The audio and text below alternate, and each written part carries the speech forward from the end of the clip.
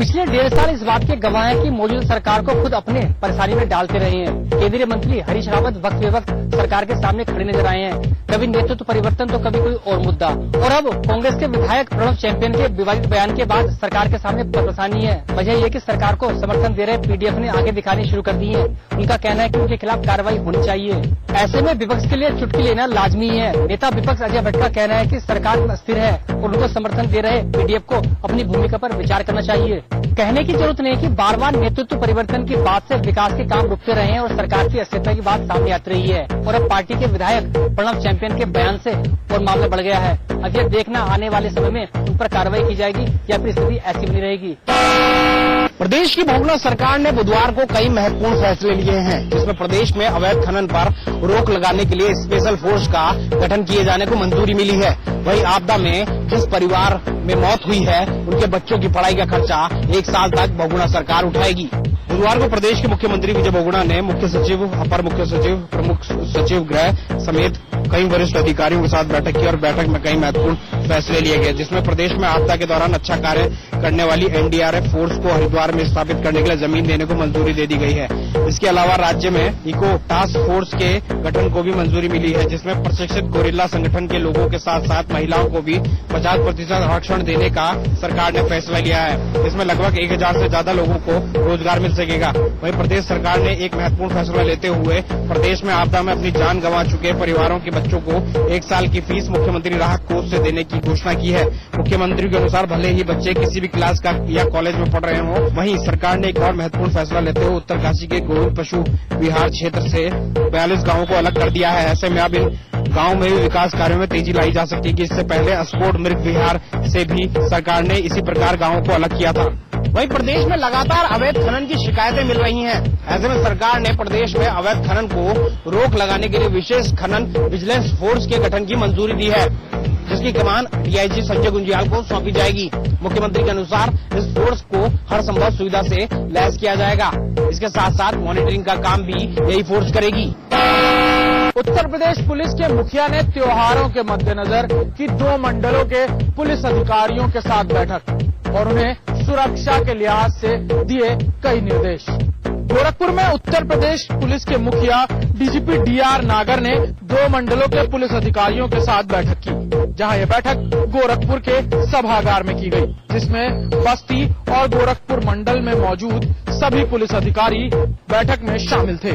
त्योहारों के मद्देनजर की गई पुलिस द्वारा चाक चौबंद व्यवस्था की इस बैठक में समीक्षा की गई और डीजीपी डीआर नागर ने इस बैठक में पुलिस के आला अधिकारियों को इस बात की हिदायत दी कि किसी भी तरह की घटना को छोटा न समझा जाए और तत्काल उस घटना का निस्तारण किया जाए, ताकि कोई भी बड़ी घटना होने से रोकी जा सके। गोरखपुर के एसएसपी प्रदीप कुमार यादव ने त्योहारों के मद्देनजर सुरक्षा की जो व्यवस्था की गई है उससे जुड़ी एक फाइल भी डीजीपी डीआर नागर को सौंपी।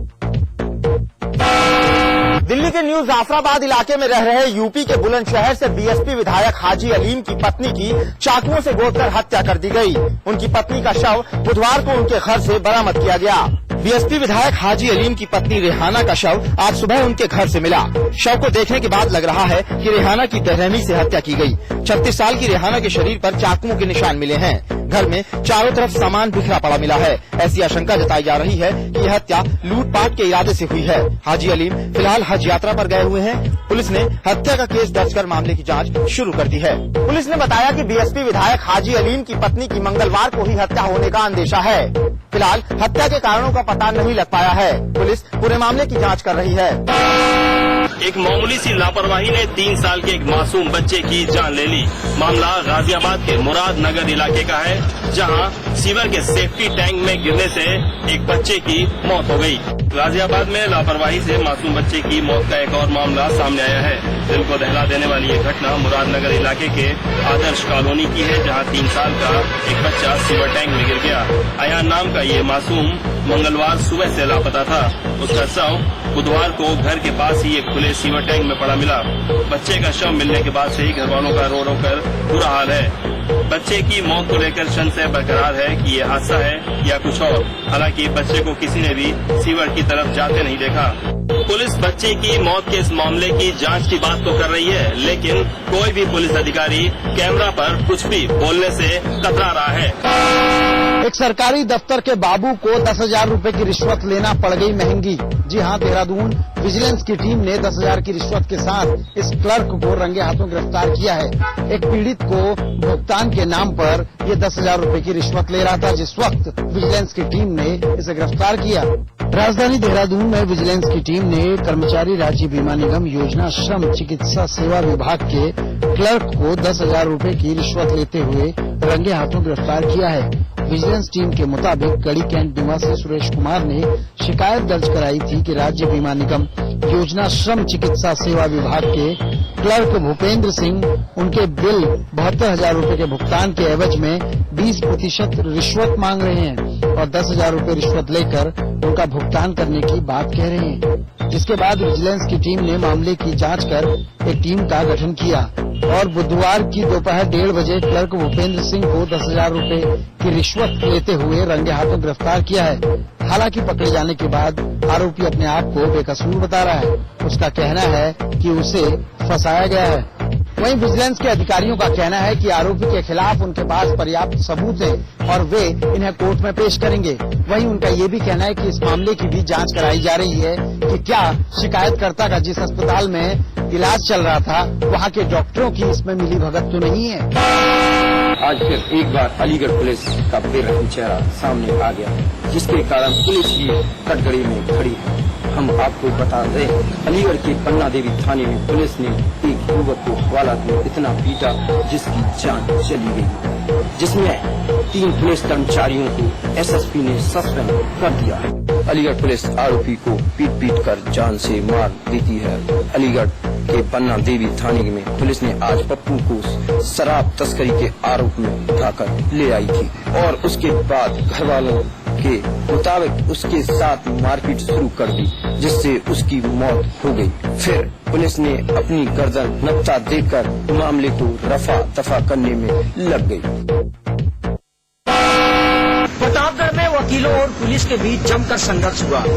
अपने साथी की पिटाई से नाराज वकीलों ने जहां सड़क को जाम किया और पुलिस पर पथराव किया, वहीं पुलिस ने भी वकीलों पर लाठीचार्ज किया। प्रतापगढ़ में आज अधिवक्ताओं ने अपने साथी अधिवक्ता महीप नारायण सिंह से जिला पंचायत राज अधिकारी शिवशंकर सक्सेना द्वारा अभद्रता के मामले में जमकर हंगामा किया।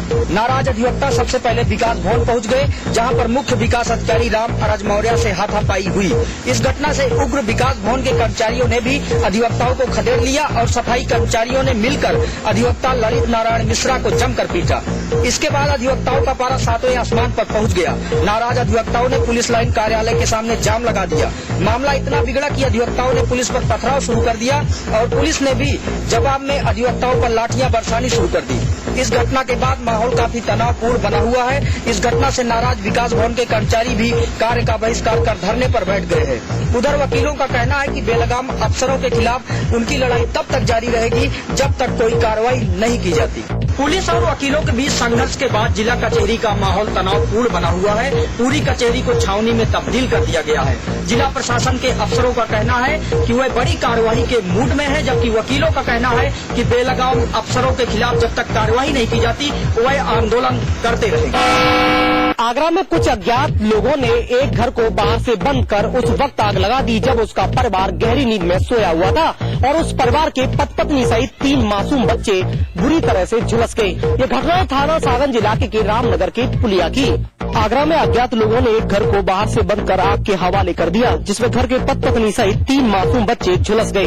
5 की हालत गंभीर बनी हुई है, जिनको आगरा के एसएन मेडिकल कॉलेज में भर्ती करा दिया गया। ये घटना थाना सागंज इलाके के रामनगर की पुलिया की।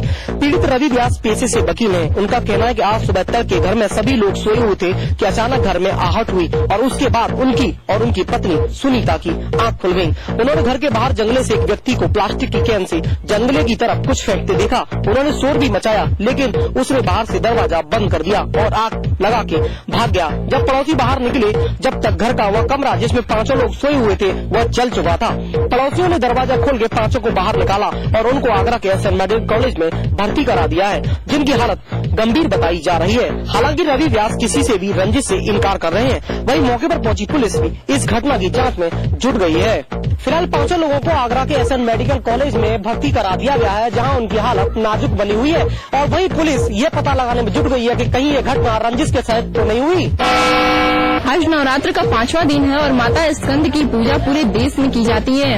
समस्त इच्छाओं की पूर्ति करने वाली और आदि शक्ति दुर्गा की 5वीं स्वरूपा भगवती स्कंद माता की पूजा नवरात्र के 5वें दिन की जाती है। भगवान स्कंद की माता होने के कारण श्री दुर्गा के इस स्वरूप को स्कंद माता कहा जाता है। माता के विवाह में भगवान स्कंद बाल रूप में इनके गोद में बैठे हुए हैं। मान्यता ऐसी है कि माता स्कंद की पूजा करने से सारी मनोकामनाओं की पूर्ति होती है।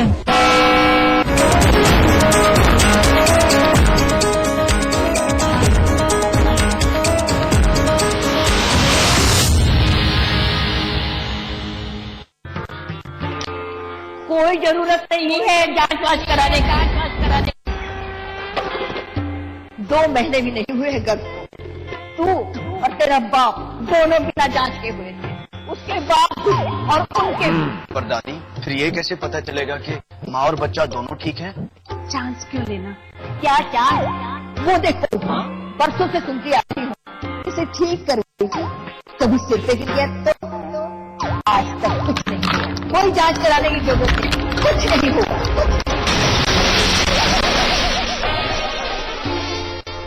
बहू जांच करा ले। प्रसव के पहले माँ की कम से कम 4 बार जांच अवश्य कराएं। ये सेवाएं बिल्कुल मुफ्त है।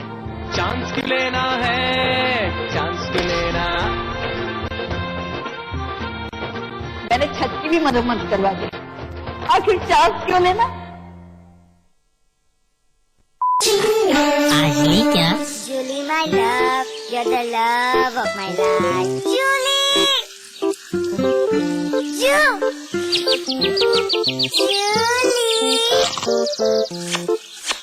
उंगली खुजली ने प्लान बनाया क्विकली और पाइप दबाया क्वाइटली।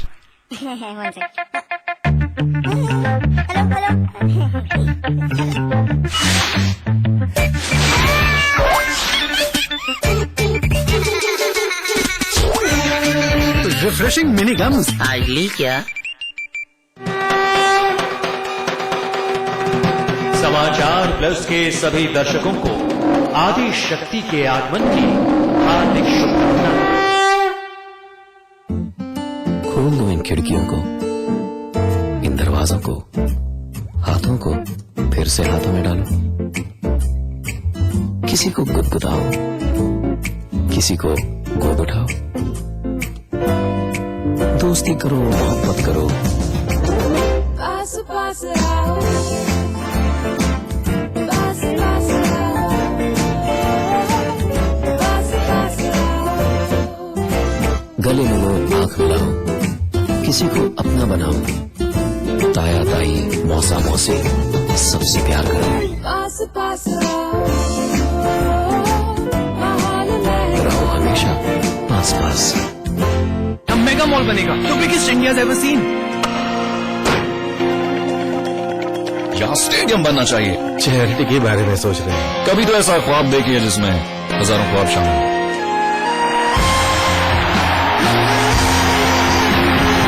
जब दूसरों के ख्वाब पूरे करोगे ना, तो अपना कल बनते देखोगे।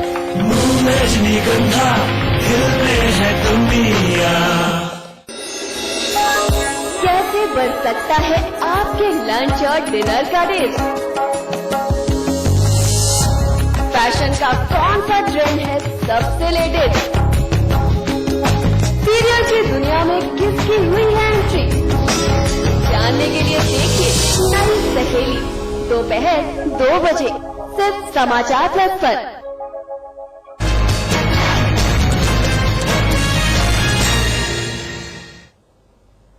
फाइनल रिपोर्ट में आपका स्वागत है। मैं हूं आपके साथ गायत्री शर्मा। सबसे पहले एक नजर इस वक्त की हेडलाइंस पर। नवाब रैली में अलीगढ़ और रामपुर पहुंचे राहुल गांधी ने साधा सपा सरकार परेशान। कहा उत्तर प्रदेश में कंप्यूटर की सरकार है लेकिन कंप्यूटर चलते नहीं। आजम खान के घर में राहुल के हमले के बाद आजम खान का पलटवार। कहा पहले अपनी समझदारी बढ़ाएं युवराज, फिर रामपुर की जनता की करे चिंता।